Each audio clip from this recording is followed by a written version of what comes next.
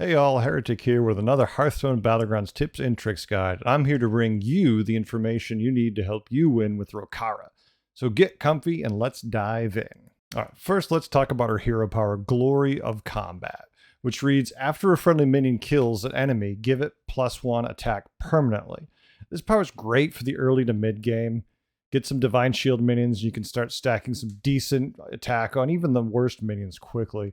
Probably one of the best things about this hero power is the hero power applies the buffs to your minions even if your minion dies when it kills the enemy minion. Pretty good. This is just a dependable, easy hero power. No brain power required. Let your minions do their things and develop naturally.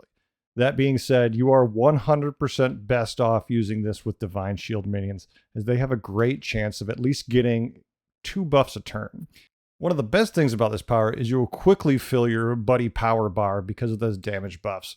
The harder you hit, the faster the bar moves, and with this power, you will get your buddy online much faster than other tier 4 buddies. It's pretty convenient, the synergy there.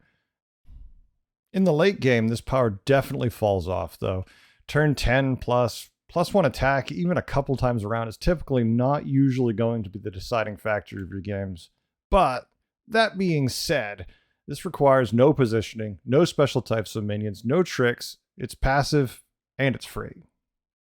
All right, now let's talk about Rakara's buddy, Icesnarl the Mighty. Icesnarl is a tier 4 beast with 5/2 stats that read, after a friendly minion kills an enemy, gain +1 health permanently. Is Icesnarl good? In the mid game when you get him, yes. It gets buffed relatively fast. And being a beast, he works great with all those midway beasts, green thumbs, bird buddies. He can get to be very impressive stat-wise. What he is great for, though, is getting you through the mid game relatively unscathed. If you run into people trying to get value through a Venge build, this little pup is going to get very large, very fast, and will typically be better than whatever your opponent has left towards the end of combat in those mid-game rounds. Sadly, though, once he's gold, he does not get dramatically better. When gold is baseline as a 10-4 stat-wise that reads, after a friendly minion kills an enemy minion, gain +2 health permanently. Well, hey, more health is great. He's tier 4 buddy. By the time you triple him, it's going to be pretty late in the game. Depending on the build, I can definitely see people selling him off as soon as he's gold. He's very much an optional buddy in the late game. He's not something you have to hang on to unless he works well with the build you're doing. Typically, when I curve with Rokara, I will warrior curve. It's just a good, dependable curve to ensure you get your buddy online and early and set you up for triples. I'm going to include an image of this curve here to help you in case you're unfamiliar with it. Now, the minions that work best with Rokara have to be mechs and beasts. Mechs are just great, as Divine Shields really shine with this hero power through the early to mid game. Get a couple of hits from each. Those minions will have them buffed to a very high level of attack quickly.